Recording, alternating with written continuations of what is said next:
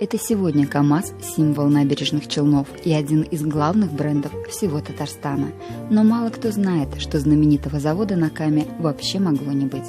В том смысле, что первоначально автогигант планировали построить в Красноярском крае.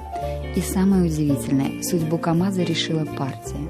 Не коммунистическая, партия в домино.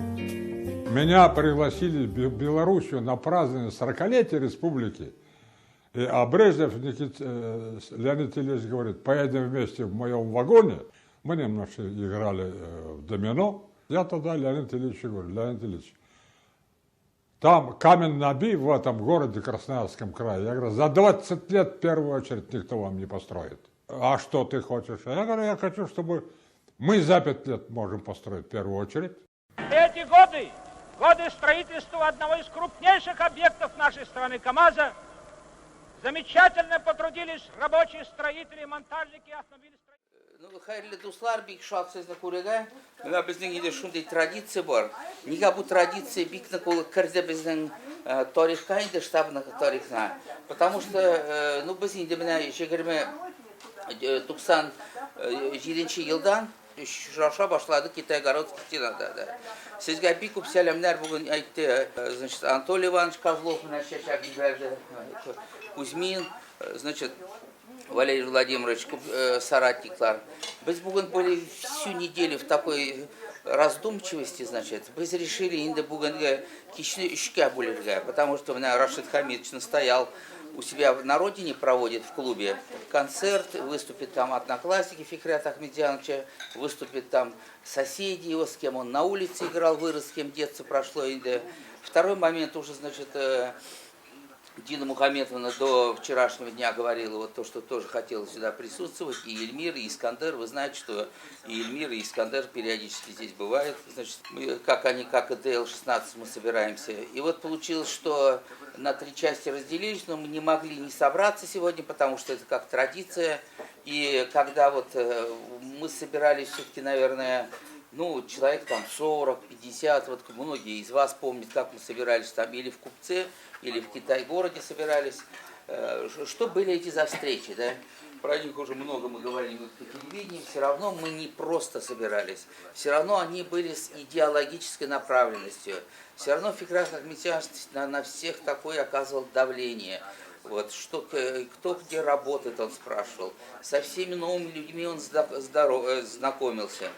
У него была уникальная возможность запоминать имена, фамилии, кто где работает, а кто у тебя начальник, почему ты не начальник, что надо, как надо. И вот там же у нас возникло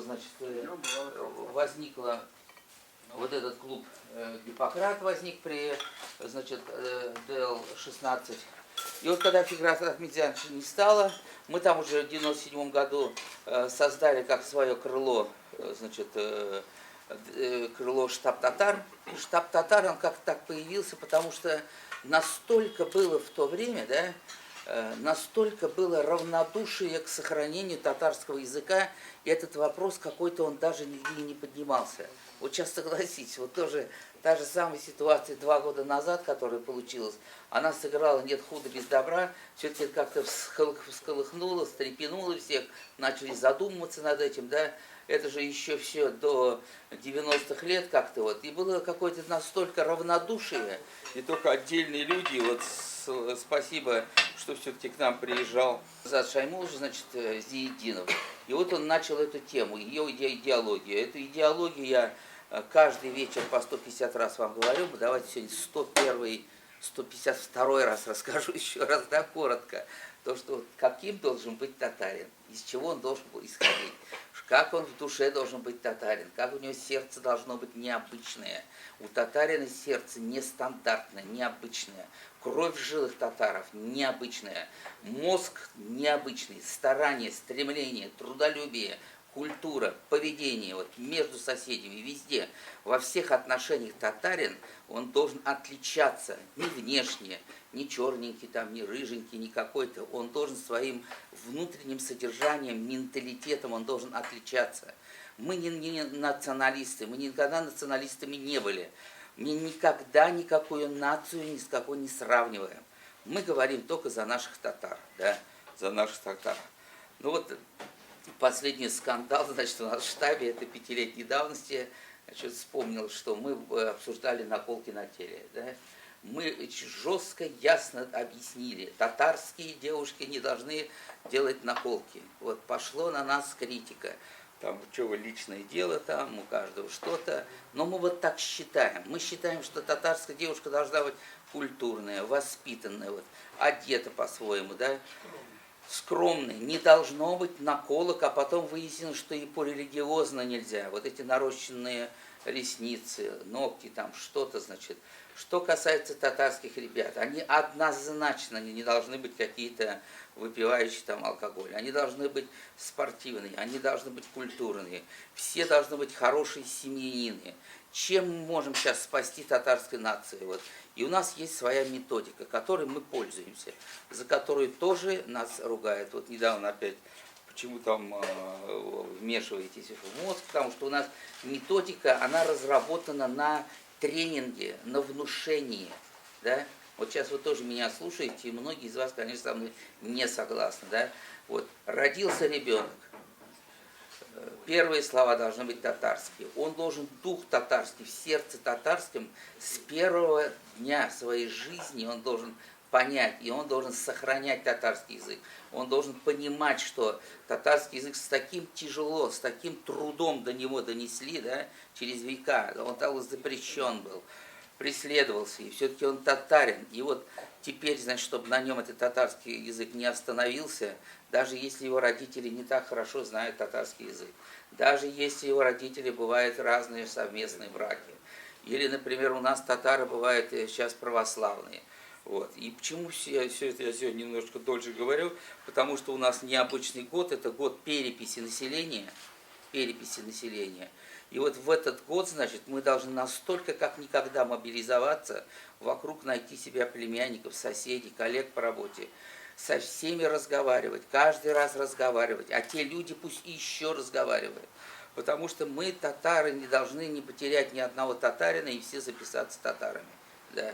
Вот. И это должно произойти у нас осознанно, понимание внутреннее. Кішінің ішінде миллик, рух, шунды иманлық бұларға тиіш. Да? Вот шул теманы біз мұнда әр кешінде сөйләшәбіз. Мына тағын переходим на урыс тіліне енді, да, автоматически. Әйдәрі көбірек татарша сөйләшәйік бейіл, татарша жырлар жырлайық. Татарша шигырьләр сөйләйек, менә безнең бик күп татарша җырлар яхшы инде. Менә теге атнада 4 яхшы концерт булды, и приятно, что шул концертта 30-40 50 кеше менә шунда без барабыз да, штабы татар инде да. Вот. Шуңар менә бүген безнең кичнең сәбәбе шул инде безнең идейный вдохновитель и организатор штаба, это менә Фикрат Ахмедзяновичның шуны искә алып инде утырып, безнең булды инде тоже немного истории. Мы бик яхшы үткәрдек, удачно аның 85 еллыгын, да. Оны бүтән бер кеше үткәрмәде. Ну, пригласили там полпресса на полминуты, быстренько сняли и разошлись, 5 человек. А настоящий шунды душевный день рождения, так мы его провели вот в 85 году, значит, когда ему 85 лет было. И уже тогда, понимая, мы начали на эти дни рождения приглашать глав администрации Челнов, Нижнекамска, Казани, старых руководителей, уже готовя, так сказать, какую-то почву, например, да, и у нас без сучка, без задоринки, когда он ушел, все-таки вот у нас в Нижнекамске с улицы Табеева, да, это, я считаю, чисто заслуга, наверное, штаба, площадь в Челнах есть Табеева, сквер есть в Казани, и люди, мы же про это постоянно писали, мы несколько раз собирались в Китай-городе, всегда приезжали гости из этих регионов, и всегда это обсуждалось, и, значит, и в средствах массовой информации выкладывалось.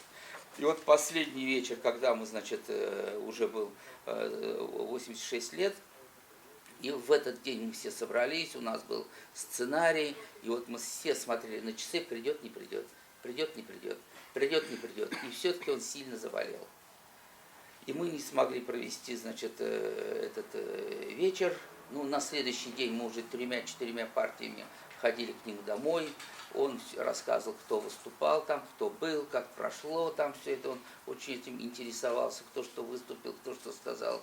И уже следующий день рождения, уже, значит, 87, уже мы, получается, он уже болел сильно, мы уже знали, что он не придет, но мы все равно собирались и все равно потом пошли к нему домой. Вот. Поэтому вот какая-то у нас такая в штабе традиция, мы отталкивались от, значит, его этой идеологии. Вот мне в жизни так повезло, что я свое детство все, кто-то там, значит, на стройке играл, кто-то в войну играл, а я в 10 лет своего детства насаживал крючки на удочку Фиграта Ахмедьяновича, да, так получилось. В Митининском районе Бекбула, у меня отцы были друзья, они рыбачили, и вот поэтому у нас такая дружба давняя, старая. Конечно, когда его не стало, были вот эти вот не очень, может быть, лицеприятные моменты, то, что была такая борьба, кто же захватит бренд Табеева, да? Кто оформит этот ДЛ-16. Появились совершенно посторонние люди, которые с ним никогда не работали. Они в Минюст пытались здесь оформить. Появилась из Казани группа людей, которые под этим хотели этот бренд оформить. Значит, да.